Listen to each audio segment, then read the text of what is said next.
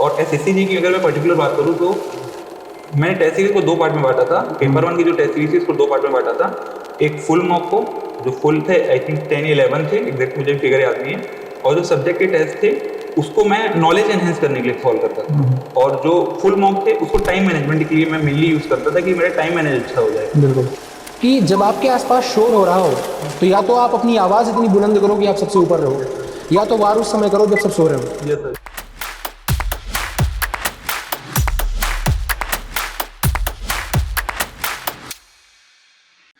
So hello everyone, text book super coaching के toppers talk के इस शो में आप सभी का बहुत स्वागत है।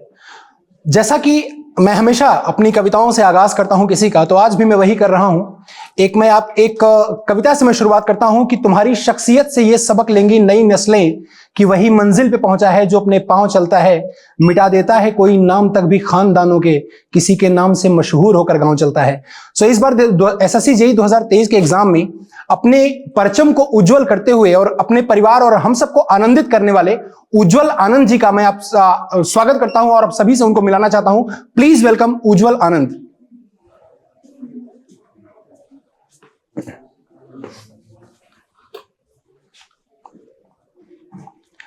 सबसे पहले यार आपको बहुत सारी बधाइयां और बहुत सारा मुबारकबाद कि आपने एसएससी जेईई में इतनी अच्छी रैंक हासिल करी और निश्चित रूप से आपने अपने क्षेत्र का, अपने परिवार का और हम सब का भी नाम ऊंचा किया है। तो कैसे देख रहे हैं आप इस खुशी को? सबसे पहले सर पहली बात तो सर बहुत समय बाद आई ये खुशी, तो काफी अच्छा लग रहा है क्योंकि बहुत लंबा स्ट्रगल हो गया था। तो मतलब बहुत घर वाले भी काफी खुश हैं क्योंकि बहुत मतलब एक्सपेक्टेशन नहीं थी कि इतना टाइम लग जाएगा, बट फाइनली आ गई और जो डिपार्टमेंट चाहता था वो फाइनली मिल गया, तो बहुत अच्छा है अब सब चीज। तो घर वालों को कहीं ना कहीं दूरदृष्टि थी क्या कि आपका नाम उन्होंने पहले ही उज्जवल आनंद रखा कि एक दिन आप अपने आप को उज्जवल करके हमको आनंदित करेंगे? सर शायद हाँ।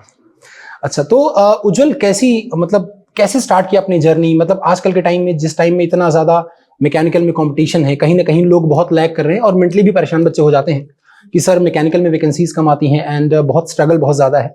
तो कैसे इसमें आपने टाइम को मैनेज किया? थोड़ी सी जर्नी को अपनी शेयर करिए। सर मतलब कंपटीशन ज्यादा ये फैक्ट है, बट मतलब अगर आप कंटिन्यू पढ़ेंगे और मे बी एक एग्जाम नहीं निकलेगा, 2 एग्जाम नहीं निकलेगा, बट फाइनल में अगर आप कंटिन्यू रहेंगे, कंटिन्यू मेहनत करेंगे, अपना शेड्यूल फॉलो करेंगे, तो कोई एक एग्जाम जरूर निकाल जाएगा आपका। जो इतना स्ट्रगल आपका रहा है वो उसको कंपनसेट कर देगा और जो फ्यूचर आपकी लाइफ है वो बहुत अच्छी हो जाएगी उस एग्जाम के बस एक एग्जाम निकलने के बाद बस। तो जो स्ट्रगल है वो सिर्फ एक एग्जाम का है। वो हो सकता है कि फर्स्ट अटेम्प्ट में आपका निकल जाए, हो सकता है कि लास्ट अटेम्प्ट में आपका निकल जाए, पर अगर कंटिन्यूटी रहेगी आपकी तो वो जरूर निकलेगा, ये श्योर हूं मैं इस चीज के लिए। एक बार बच्चों को आप अपने आप से बताएंगे कि आपके रैंक और आपका डिपार्टमेंट क्या है? ओके सर, मेरा एसएससी जेईई में 2023 में ओवरऑल रैंक जो है इंडिया में वो 15 है और मैकेनिकल में 5 रैंक है। Okay, very good. एंड आपका डिपार्टमेंट? Sir CPWD. सीपीडब्ल्यूडी। तो उज्जवल, जैसे अभी 5 जनवरी को रिजल्ट आया। Yes sir. तो आपने अपना रिजल्ट ओपन किया होगा। यस। स्क्रीन पे आया होगा आपका नाम। यस। कैसा रिएक्शन था उस समय? सर थोड़ा शॉकिंग भी था क्योंकि इससे पहले एसएससी जेईई में मैकेनिकल के लिए काफी प्रॉब्लम होती थी जब वो सब्जेक्टिव में मेंस होता था। मतलब मैंने इससे पहले 2020 वाला जो मेंस था वो मैंने लिखा था और जब मैंने अपनी आरटीआई से कॉपी मंगवाई थी तो मतलब बहुत शॉकिंग था कि कंपेरेटिव टू इलेक्ट्रिकल वालों के, कि हमारी जब कॉपी चेक हुई थी और इस बार ऑब्जेक्टिव हुआ था, तो वो मतलब मैकेनिकल की काफी फेयर चांस है। इन फ्यूचर भी जो एस्पिरेंट होंगे उनके लिए भी मैकेनिकल में काफी फेयर चांस है। एसएससी जेईई बहुत अच्छा है कि एग्जाम है उनके लिए फोकस करने के लिए। ओके, तो आपकी तैयारी का मोटिवेशन आपको कहाँ से मिला एक्चुअली कि मैं ये चीज कर सकता हूँ? सर मतलब सर 2020 वाले एसएससी जेईई में मेरे फ्रेंड का हो गया था और मेरा एग्जाम क्लियर नहीं हुआ था। मतलब लक बेकार था या मेहनत उतनी नहीं थी, पता नहीं, बट तो उस टाइम वो 2-3 महीना बहुत डिप्रेसिंग थी मेरे लिए। फिर धीरे धीरे सोचा कि मतलब बहुत क्लोज था, मतलब डॉक्यूमेंट वेरिफिकेशन तक हुआ था, उस टाइम क्रॉस 3 लोगों को बुलाते थे, तो मतलब फिर उससे मैंने बात सब बंद कर दी थी, मतलब कि मेरे ऊपर और नेगेटिविटी थोड़ी ना आए करके। फिर सेल्फ मतलब अकेले रह के फिर से वापस जो अपना शेड्यूल था उसको फिर से, हाँ 1-2 महीने का मैंने ब्रेक लिया था खुद से, पर उसके बाद फिर से कंटिन्यू किया और 2023 में स्पेक्स के कारण मेरा फॉर्म रिजेक्ट हो गया था।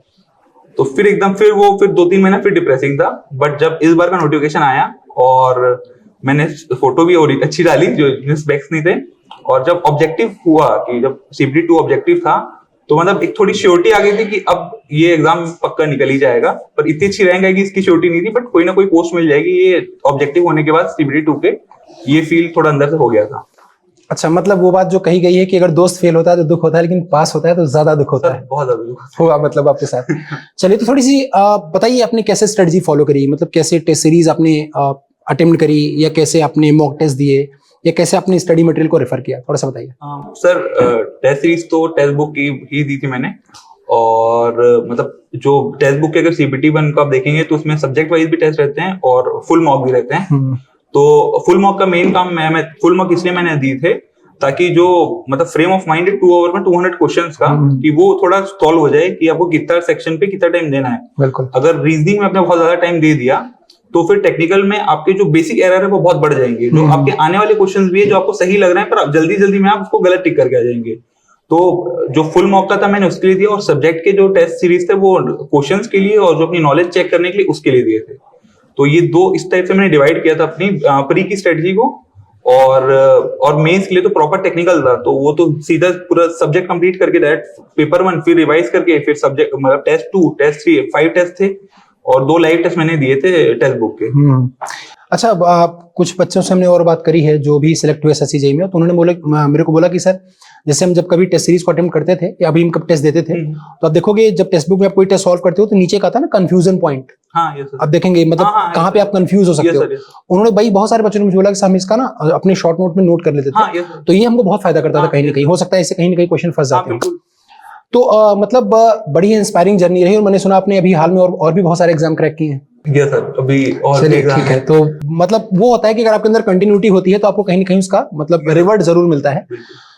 तो डियर, जैसे आपने क्वेश्चन का लेवल जब सॉल्व किया टेस्ट सीरीज में, तो अभी जैसे आपको बच्चे बहुत सारे बच्चे देख भी रहे हैं, आपके भाई बहन सब आपको देख रहे हैं, तो कैसा लेवल लगा आपको? मतलब कैसा लगा कि जस्टिफिकेशन मतलब जिस लेवल पे आप एग्जाम की तैयारी कर रहे हैं उस लेवल के अकॉर्डिंग कैसा उसका लेवल लगा? हाँ सर, मेंस का जब मैंने टेस्ट दिया था तो मुझे बहुत पॉजिटिव फीलिंग आ रही थी, क्योंकि अच्छे लेवल के क्वेश्चन थे और मेरे नंबर अगर आप 5 टेस्ट के एवरेज देखेंगे तो 240 to 245 थे, जो उस पर्टिकुलर टेस्ट के लेवल के लिए बहुत सही नंबर थे। तो वहां से मुझे एक अच्छा आइडिया मिली कि अगर पेपर का लेवल अच्छा भी आएगा, क्योंकि पहली बार मेंस हो रहा था तो किसी को ये आइडिया नहीं था कि एग्जैक्टली लेवल क्या होगा पेपर का, बट टेक्स्ट बुक का जब मैंने पेपर दिया था तो जो लेवल था वो अच्छे लेवल के क्वेश्चन थे, कुछ इंजीनियरिंग सर्विसेज के भी क्वेश्चन थे। तो उसको देख के ये तो कंफर्म हो गया था कि हाँ, अगर पेपर का लेवल अच्छा भी आता है तो भी मेरे अच्छे नंबर आएंगे, और अगर उससे नीचे आता है तो फिर अगर आप अच्छा लेवल का पढ़ेंगे तो उसके नीचे का पेपर आपसे बन ही जाएगा। बिल्कुल, तो बिल्कुल, दोनों इशू नहीं थे। अच्छा उज्जवल, आपके मार्क्स कितने आए थे इंडिविजुअली प्री और इस बार के प्री और मेंस में इंडिविजुअली कितने आए? सर प्री में रॉ मार्क्स 150 के आसपास थे। ठीक है। और जीएस पोर्शन में 21 थे, और रीजनिंग में 40 के आसपास थे, और टेक्निकल में 88 थे। मैं मार्क्स बता रहा हूँ। और मेंस में आंसर की के साथ 274 थे जी। अच्छा, 274 थे आंसर की के साथ में। अच्छा, आपने जैसे बोला कि अब देखिए जैसे आपकी रैंक इतनी अच्छी आई, मतलब CPWD 5th रैंक मैकेनिकल में, ओवरऑल आपकी 15 रैंक है। उसके बाद भी आपने बोला आपकी जीएस में कितने नंबर है? सर 21। इस फैक्टर से बच्चे बहुत परेशान है। हाँ, यस। एक ये बहुत ही ज्यादा मतलब सबसे ज्यादा कॉमन पूछने वाला क्वेश्चन है कि सर टेक्निकल तो हम कर लेते हैं, क्योंकि टेक्निकल में देखो यार सभी बच्चे अच्छा कर लेते हैं। कोई हो सकता है कोई 85 कर ले, कोई 80 कर ले, कोई 75 कर ले, मतलब ऑलमोस्ट सब 19-20 हो जाते हैं। ये दूसरा फैक्टर, जैसे अब आपकी इतनी अच्छी रैंक है, आपके 21 मार्क्स है, तो इस फैक्टर को थोड़ा और इंप्रूव अगर कर सकते हैं बच्चे, या इस पे ध्यान देना चाहिए कि नहीं देना चाहिए? सर मतलब एसएससी का जो जीके पोर्शन आता है जनरल साइंस का, जनरल नॉलेज का, वो मतलब अगर कोई इस सोच से जाएगा कि मैं 50 में 40 ले आऊं तो 15 भी नहीं ला पाएगा। बिल्कुल। तो उसको ये मतलब एनालाइज करना चाहिए कि उसका टेक्निकल अच्छा है, डिसेंट है, कि वो 85 प्लस ऑन एन एवरेज ला ले रहा है नॉर्मल अगर बेसिक पेपर आ रहा है तो, और रीजनिंग में 40 to 45 आ जाते हैं लोगों के, तो वो मतलब 20 to 25 मार्क्स के पीछे ही जाए, उसके हिसाब से ही स्टडी करें। अगर वो पूरा सिलेबस कवर करेगा तो उसमें भी कोई सर्टेनिटी नहीं है कि उसके 40 नंबर आ जाएंगे, बट हाँ जब जो अगर पूरा जीएस में वो चला जाएगा तो ये जरूर है कि हो सकता है रीजनिंग में वीक हो जाए और टेक्निकल में वीक हो जाए, तो वो बहुत वहां जो डिफरेंस क्रिएट होगा वो जीएस पूरा नहीं कर सकता। अच्छा उज्जवल, मैं पर्सनली कई बच्चों को ऐसे गाइड करता हूं, मतलब मेरा जो पर्सनल मानना है, मैं ये नहीं बता रहा हूं कि ये यूनिवर्सल हो सकता है, मैं बोलता हूं कि बच्चों से तुम ये मान के चलो कि तुम्हारा एसएससी जेईई का जो पेपर है वो 175 नंबर का है, आप 25 नंबर का जीएस मान लो, बाकी ये 150 नंबर जो आपके टेक्निकल है और रीजनिंग वो स्ट्रॉन्ग कर लो, क्योंकि जीएस आप कितना भी पढ़ लोगे वो नहीं कर पाओगे, पूरा नहीं कर, उस चक्कर में आपका ये भी छूट जाएगा। ठीक है, तो जैसे आपने अभी ये CPWD आपको मिला है, और अभी मैंने सुना कि आपने गेट भी क्वालिफाई किया। हाँ यस सर। अच्छा, तो चलो उसके लिए भी आपको बहुत सारी कंग्रेचुलेशंस, माला एक बैक टू बैक आप एग्जाम क्वालिफाई करते जा रहे हैं। तो जब आप अपनी प्रोफेशनल लाइफ, मतलब एक टाइम लाइफ में आपका ऐसा आया होगा जब आपको लगा होगा कि यार नहीं हो पाएगा शायद, Yes, sir. कभी तो ऐसा डिप्रेशन, मतलब एक स्टेट ऑफ डिप्रेशन आ जाता है बीच Yes, में, sir, बिल्कुल। तो वहां से आपने ये जर्नी कवर करी, और इस प्रोफेशनल जर्नी में आपने अपनी पर्सनल लाइफ कितनी कुर्बान करी? सर मतलब एक चीज को पाना रहेगा तो बहुत सारी चीजों को मिस करना पड़ता है, कि मतलब हो सकता है कि आपके बहुत अच्छे क्लोज फ्रेंड की वेडिंग हो और आप ना जा पाए क्योंकि आपका कुछ दिन बाद पेपर हो, तो ये बहुत सारी उनके आज भी कई लोग गुस्से में हैं कि शादी में तू मेरे नहीं आया या मेरे भाई की शादी में नहीं आया, बट वो चीजों को या अपनी किसी पर्सनल चीजों को टाइम देने के लिए वो आपके पास लाइफ और पड़ी है आगे। बट ये जो एज है, ये एक बार अगर आपने इसको यूटिलाइज कर लिया ना, तो वो सारे दोस्त जो गुस्सा है ना वो भी आपसे बहुत अच्छे से बात करने लग जाएंगे, तो वो उतनी वरी की चीज नहीं है जो आप अभी टाइम यूटिलाइज अपना कर रहे हैं एग्जाम पे। ये मेन फोकस है आपका उसके। अगर हाँ कोई लोग बहुत अच्छे टाइम मैनेज कर लेते हैं, अगर वो कर सक रहे हैं अपनी लाइफ और अच्छे से एंजॉय, तो वो उसके साथ कर लें। पर मुझसे दो चीज नहीं हो पा रही थी तो मैंने उसको बिल्कुल इग्नोर कर दिया, अपनी पर्सनल लाइफ की जो खुशी थी सिर्फ एग्जाम पे फोकस किया फाइनली। अच्छा उज्जवल, मेरा पर्सनल ये मानना है कि जैसे ये मेरा खुद की टेंडेंसी है, वो गलत भी हो सकती है, मैं किसी बच्चे को देखता हूँ जैसे जो लोग स्पेक्स यूज करते हैं, Yes, sir. चश्मा यूज करते हैं, तो मेरे दिल में उनके लिए बड़ी अच्छी फीलिंग आती है, यार ये बंदा जिंदगी में कुछ करेगा जरूर। Yes, sir. इसने अपनी प्रोफेशनल लाइफ के लिए अपनी पर्सनल लाइफ बहुत सारी कुर्बान करी होगी। Yes, sir. अच्छा, अपनी फैमिली के बारे में कुछ बताइए, बैकग्राउंड, मतलब पापा मम्मी कुछ ऐसा? सर मैं जैन फैमिली से आता हूँ, बट मेरे घर में बिजनेसमैन कोई नहीं है, सारे गवर्नमेंट एम्प्लॉई हैं। अच्छा। Mummy as a principal retire हो गई हैं, फादर मेरे नहीं रहे। दो सिस्टर्स हैं बड़ी मेरे से, एक डिप्टी डायरेक्टर है पंचायत में, अच्छा। दुर्ग में, छत्तीसगढ़ में, और एक दीदी गवर्नमेंट लेक्चरर है। दोनों की शादी हो चुकी है। जो मेरे से जस्ट बड़ी दीदी है जो डिप्टी डायरेक्टर, उनके हस्बैंड लाइफ स्टील प्लांट में मैनेजर है, और जो सबसे बड़ी दीदी है जो लेक्चरर है, उनके हस्बैंड का खुद का हॉस्पिटल है। तो एक उज्जवल, ठीक है, आप तो मतलब काफी अच्छी फैमिली से आ रहे हैं, मतलब बचपन से भी आपके पापा मम्मी ने गाइड किया होगा, दीदी ने गाइड किया होगा, तो वो चीज तो आपको मिल गई। बहुत सारे बच्चे ऐसे हैं जिनके पास ये चीजें अवेलेबल नहीं हो पाती, जैसे आप भी जानते होंगे, आपके बहुत सारे दोस्त होंगे, बिल्कुल। हमारे भी कंटेंट बहुत सारे बच्चे हैं जो इकोनॉमिकली मतलब इतने स्टेबल नहीं हो पाते कि वो कर पाए। तो उस वजह से अगर जिनके पास सुविधाओं का थोड़ा अभाव है, या जिनको बचपन से ही थोड़ा सा इतना मोटिवेशन नहीं मिला, वो बच्चे कहीं ना कहीं आकर एक स्टेज पर रुक जाते हैं, वो स्टक हो जाते हैं। और मैंने ये भी देखा है कि बहुत सारे बच्चे ऐसे हैं जो पढ़ने में बहुत अच्छे हैं, मतलब जैसे टीचर उनको देखता है तो लगता है कि बच्चा ये बार सिलेक्ट हो जाएगा, बट कहीं ना कहीं उन बच्चों में लैगिंग हो जाती है। ऐसा क्यों हो सकता है? उनको और क्या चीज इंप्रूव करनी चाहिए? क्योंकि ये बहुत ज्यादा क्वेश्चन बच्चे पूछते हैं कि जैसे एक मैं क्वेश्चन और क्लियर करता हूँ कि जैसे बहुत सारे बच्चे हैं कि जैसे मान लीजिए मैं एग्जाम दे रहा हूँ, मुझसे बहुत एक्सपेक्टेशन है टीचर को कि ये बच्चा निकल जाएगा इस बार पक्का, बट वो अगर कहीं स्टेज पर अगर स्टक हो रहा है तो वो कहाँ लैग कर रहा है बेसिकली? ओके सर, वो मतलब उसकी रीजन बहुत सारे हो सकते हैं, बट मेन रीजन ये हो सकता है कि वो मतलब ज्यादा किसी चीजों को बर्डन ले रहा है। मे बी अगर फाइनेंशियल स्टेटस अच्छा नहीं है तो वो उस चीज का बहुत ज्यादा सोच रहा है कि अगर ये एग्जाम नहीं निकला तो फिर बहुत ज्यादा, क्योंकि फैमिली उतना सपोर्टिव नहीं है या फैमिली के पास उतने पैसे ही नहीं है कि वो बच्चे को कंटिन्यू करा सके, तो वो बहुत ज्यादा बर्डन ले लेता है।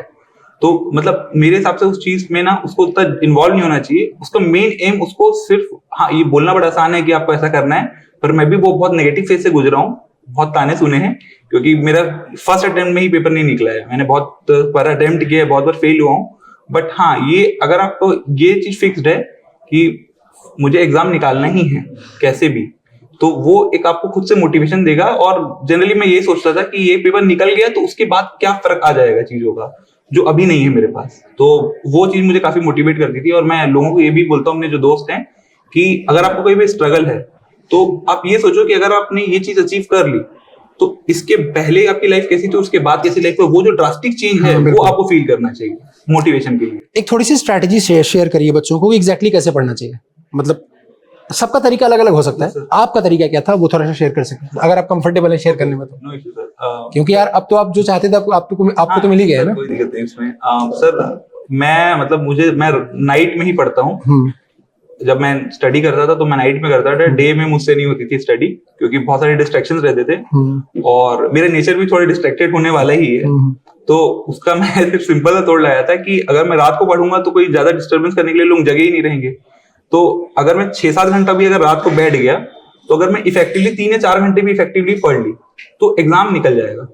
तो मैं उसी के लिए रात को ही जगता था और बाकी दिन में इधर उधर घूम लिए, दोस्तों से मिल लिए, बट मेरा मेन जो टारगेट रहता था वो रात का ही रहता था।